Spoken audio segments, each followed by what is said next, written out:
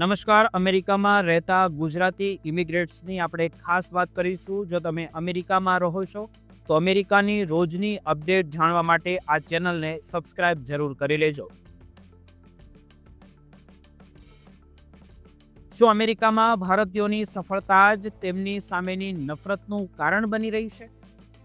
જાણો શા માટે ઇલોન મસ્ક અને લેખક રિચર્ડ હનાનિયા H-1B વિઝાના મુદ્દે આમને સામને આવ્યા છે.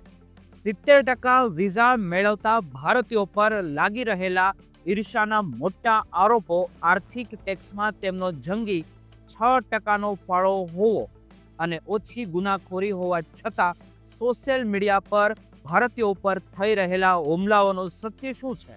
આ સમાચાર પર મારે તમારી સાથે વિગતે ચર્ચા કરવી છે. અમેરિકામાં ઘર લેવાનું સપનું જોતા ભારતીયો માટે 2026નું વર્ષ મોટી રાહત લાવ્યું છે. મોર્ગેજ રેટમાં 7%થી ઘટીને 6.15% સુધીનો ઘટાડો અને માર્કેટમાં નવા ઘરોની સંખ્યામાં 9%નો વધારો છતાં ખરીદનારાઓ માટે ઉજળી તક સર્જાઈ રહી છે. શું અત્યારે ઇન્વેસ્ટમેન્ટ કરવાનો યોગ્ય સમય છે? શિકાગો, ન્યુયોર્ક અને ફિનિક્સ જેવા શહેરોના લેટેસ્ટ ટ્રેન્ડ અને આર્થિક બચતના ગણિત સાથેનો અમારો વિશેષ અહેવાલની ચર્ચા. કેલિફોર્નિયામાં રહેતા ભારતીયો માટે મોટી ચેતવણી છે. જો તમે 2018થી એટલે કે 2021 દરમિયાન તમે રિયલ આઈડી કઢાવ્યું છે તો તેમાં ડેટા પ્રોસેસિંગની ખામી હોઈ શકે છે. તેની ડેડલાઇન પહેલાં તમારા આઈડીની વિગતો તપાસી લો, નહીતર એરપોર્ટ પર TSA ચેકિંગ દરમિયાન તમારી મુસાફરી અટકી શકે છે. આ ટેકનિકલ ખામી શું છે અને ઘરે બેઠા મફતમાં નવું કાર્ડ કેવી રીતે મેળવવું તે સંપૂર્ણ પ્રક્રિયા શું છે તેની વિગતે ચર્ચા કરીશું. શિકાગોના કસિનોમાં $1250નો જેકપોટ જીતનાર યુવકની ખુશી કેવી રીતે અપમાનમાં ફેરવાઈ ગઈ? લિમિટેડ ટર્મ રિયલ આઈડી હોવા છતાં કસિનો સ્ટાફે પૈસા આપવાનો ઇનકાર કર્યો. શું આ ઇમિગ્રેટ્સ પ્રત્યેનો ભેદભાવ હતો? જાણો કેવી રીતે મીડિયાના હસ્તક્ષેપ બાદ માત્ર 24 કલાકમાં જ ન્યાય મળ્યો અને કસિનોએ માફી માંગવી પડી. ઇમિગ્રેટ્સના અધિકારો અને રિયલ આઈડી માન્યતા પરનો અમારો ખાસ રિપોર્ટ. આ બધા જ અમેરિકાના સમાચારની વિગતે ચર્ચા કરીશું. જોતા રહો ગ્લોબલ એક્સપ્રેસ.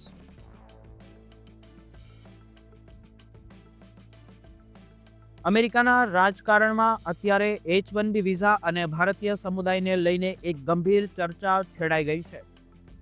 જમણેરી વિચારધારા ધરાવતા લેખક રિચાર્ડ હનાનિયાએ એક વિસ્ફોટક લેખ દ્વારા જણાવ્યું છે કે ભારતીયો વિરુદ્ધ ફેલાવવામાં આવતી નફરત પાછળનું કોઈ આર્થિક કારણ નથી, માત્ર તે ઈર્ષ્યા છે.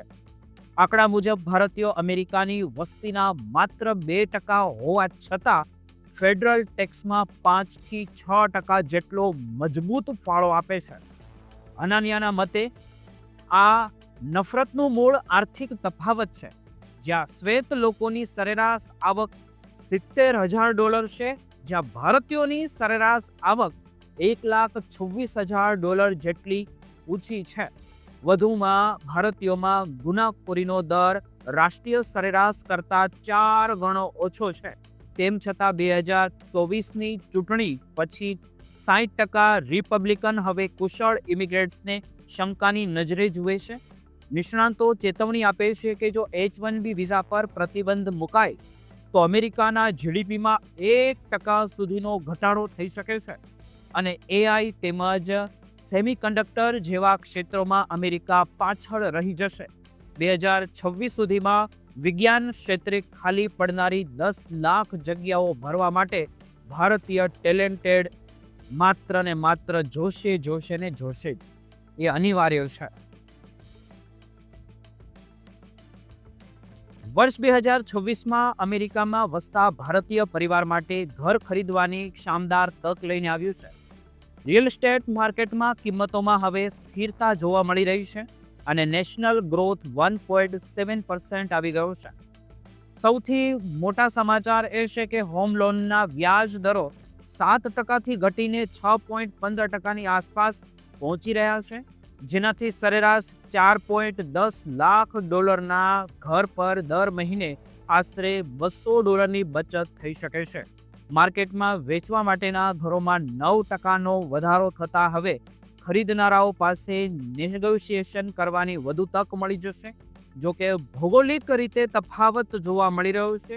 શિકાગો અને ન્યૂયોર્ક જેવા શહેરોમાં હજુ પણ 5% ભાવ વધારો છે, જ્યારે ટેમ્પા અને ફિનિક્સ જેવા વિસ્તારોમાં કિંમતો ઘટી રહી છે. નેશનલ એસોસિએશન ઓફ રિયલ્ટર્સના મતે 2026માં વેચાણમાં 14%નો ઉછાળો આવી શકે છે. નવા આવતા આઈટી પ્રોફેશનલ માટે ડાઉન પેમેન્ટ ભરવું હજુ પણ એક પડકારજનક ગણી શકાય, કારણ કે તેમાં સરેરાશ 7 વર્ષનો સમય લાગે છે. છતાં વ્યાજ દરોમાં ઘટાડો અને ઇન્વેસ્ટમેન્ટ પર મળતું વળતર જોતા આ વર્ષ ધીરજ અને રાખનારા ભારતીય માટે સપનાનું ઘર સાકાર કરનારું સાબિત થઈ જશે. કેલિફોર્નિયા DMVએ સ્વીકાર્યું છે કે 3.25 લાખ જેટલા રિયલ આઈડી કાર્ડ્સમાં ડેટા પ્રોસેસિંગની ભૂલ થઈ છે. આ સમસ્યા ખાસ કરીને 4 સપ્ટેમ્બર 2018થી લઈને 23 જૂન 2021ના ગાળામાં ઇસ્યુ થયેલા કાર્ડ્સમાં જોવા મળી રહી છે. જો કે કાર્ડ્સ પર માહિતી સાચી દેખાતી હોય પણ એરપોર્ટ પર સ્કેનિંગ વખતે વિગતો મેચ ન થવાથી મુસાફરોને રોકવામાં આવી શકે છે. ખાસ કરીને H-1B વિઝા કે ગ્રીન કાર્ડ ધારકોએ સાવધાન રહેવું જોઈએ, કારણ કે સરકારી દસ્તાવેજોમાં ભૂલ ઇમિગ્રેશનમાં મુશ્કેલી તમારી માટે ઊભી કરી શકે છે. DMV દ્વારા સ્પષ્ટતા કરવામાં આવી છે કે આ કોઈ હેકિંગ નથી, પણ જૂની કોમ્પ્યુટર સિસ્ટમની ખામીઓ ગણી શકાય. 2026ની શરૂઆતમાં અસરગ્રસ્ત લોકોને ઓફિશિયલ પત્ર મોકલવામાં પણ આવી છે, જેના દ્વારા નવું કાર્ડ મફતમાં મેળવી શકાશે. જે લોકો ભારત જવા માટે કનેક્ટિંગ ફ્લાઇટ લેતા હોય તેમણે ખાસ તકેદારી રાખવી ખૂબ જરૂરી છે, અને તે માટે મુસાફરો 1800-777-0133 પર કોલ કરીને તે વિગતો જાણી શકે છે. મે 2026ની ડેડલાઇન પહેલાં આઈડી અપડેટ કરવું ફરજિયાત છે જો તમે અમેરિકામાં રહો છો તો. જો તમે કેલિફોર્નિયામાં રહો છો તો ત્યાં સુધી વેલિડ પાસપોર્ટનો ઉપયોગ મુસાફરી માટે કરી શકાશે. DMV આ પ્રક્રિયા ઓનલાઈન અને ફ્રીમાં કરી આપશે, તેથી અફવાઓથી દૂર રહી સત્તાવાર સૂચનાનું તમારે પાલન કરવું ખૂબ જરૂરી છે.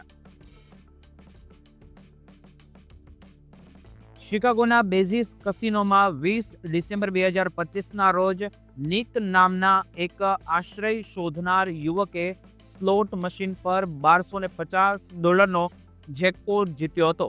જોકે જ્યારે તે ઇનામ લેવા ગયો ત્યારે સ્ટાફે તેમને લિમિટેડ ટર્મ રિયલ આઈડીને અમાન્ય ગણાવીને પૈસા આપવાની તેમને ના પાડી દીધી હતી. આશ્ચર્યની વાત તો એ છે કે નિકે અગાઉ 11 વખત આ જ આઈડીથી ઇનામ મેળવ્યું હતું. નાતાલના તહેવારમાં આર્થિક તંગી અને ભેદભાવનો સામનો કરનાર નિકે હાર ન માની અને મીડિયાનો સહારો લીધો.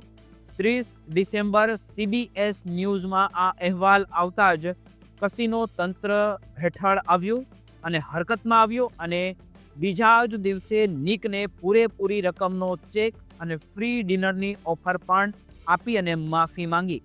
ગેમિંગ નિષ્ણાતોના મતે રિયલ આઈડી લિમિટેડ ટર્મ હોય તો પણ આખા અમેરિકાના કસિનોમાં પે આઉટ માટે સંપૂર્ણ માન્ય છે. આ કિસ્સો સાબિત કરે છે કે ક્યારેક મીડિયાના દબાણ વગર ન્યાય મેળવવો મુશ્કેલ બની જાય છે.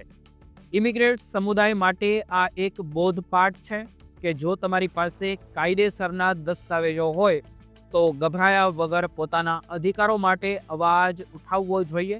શિકાગો જેવા શહેરોમાં આવી ઘટનાઓ વેપાર અને જન વિશ્વાસ પર ગંભીર અસર કરી રહી છે.